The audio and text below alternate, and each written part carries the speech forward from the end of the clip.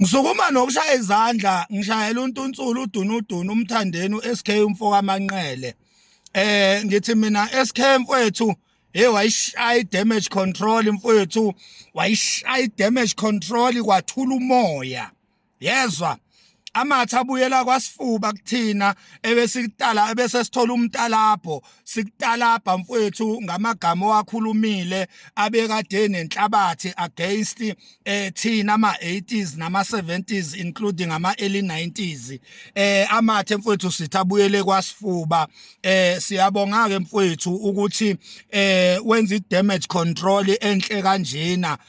Kukhulu lokho okwenzile emthandeni ukuthi udele konke mfowethu kade uhost umcimbi omkhulu kabi kade uhoste isikhondla khondla somcimbi ukhathele mthandeni mfowethu kumele ngabe uphumlile kumele ngabe uyarecapa ubheka ukuthi lapha nalapha kuhambe kanjani lapha nalapha kuhambe kanjani kumele ngabe mfowethu ukulolo thuba lakho lokuphumula kodwa izolo mfowethu wadedicate isikhathi sakho ukhathele wathi uzoya ko performela ama-70s 80s and early 90s. Inhle kakhulu lonto mthandeni. Inhle kakhulu lonto mfowethu. Mina nje nguMax umfoko amakhanya ngikushayele inkulu izandla futhi ngiyacabanga ukuthi ngingoqala ukukhipha ivideo yokuncoma after umcimbi wakho lo okade wenza emdletsheni na after sewuperformelile ama-70s nama-90s nama-80s wenza i-damage control mfowethu sithi into eyoniwe ngolimo ilungiswa ngalo futhi ulimo njengoba mfowethu bewukade ushelelile ngolimi lakho manje naku usuyacula ngalo futhi ulimi lakho uyalungisa. Siyabonga mthandeni sishaya izandla Ntunsula sithi uqhubeke ube isibonelo esihle uqhubeke mfowethu uzenze izinto. Insizwa akuyena umuntu ongenawo amaphutha kodwa insizwa umuntu othi mayisewenzile amaphutha abese yawalungisa athola isolution of his mistakes. Siyabonga-ke mthandeni isenzo osenzile sokuthi udedicate isikhathi sakho usidedicate lama-70s 80s and early 90s uhambe uyowaperformela eThekwini sithi you are a true definition of ubunsizwa. That is the true definition of ubunsizwa mthandeni. Siyabonga-ke mfowethu.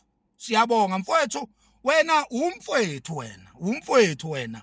Angeke ngeke ukukutalapha Ntunsula mfowethu ngoba enye yezinto leyo eyenza igama lakho kulo kukhulunywa ngalo lilo litrenda abantu belo bekhuluma ngomthandeni phela ukhumbule emthandeni ukuthi mawutala Joe Max usukutele utalajwe elinye celebrate.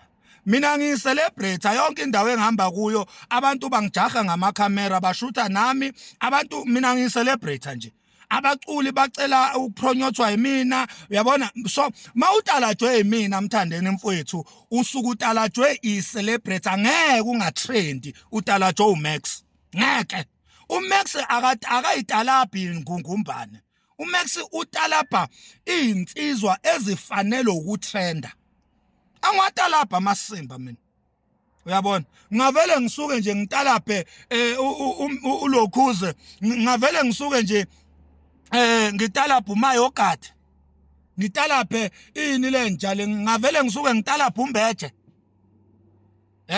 ngavele ngisuke nje njoba ngumfoko amakhanya nje uMax vele ngisuke nje kuthiwe ngitalapha ngingatalapha uJiva mina mawungibheka ngitalapha uJiva ngingatalapha uDuma kahle ngatalapha labo bafana labo batrenda ngani yini special ngabo yini yaziwa ngabo yini batrendisayo uyabona yini nje benza ukuthi babe relevant ematheni abantu yini benza ukuthi kukhulunywe ngabo yinje awungimajine thiwa ngitalapha uNjoko ngitalapha uSminoff ngiyambona kuSminoff inkosi yami uyazama ukuba Sminoff qhubeka mfowethu ulotu uzama, qhubeka ulotu uzama, khipha ama music video, ugijime lapha nalapha, ugqokisa abafana bakho ingubo ezibizayo. Iyona ke indlela yokuzama ukuba relevant ebantwini leyo. Igama lakho kuloluhlala nje liphathwa, kulokuhlala nje liphathwa. Unganaka ukuthi liphathwa kahle noma liphathwa kabi, wena naka ukuthi kwenzakalani ebantwini.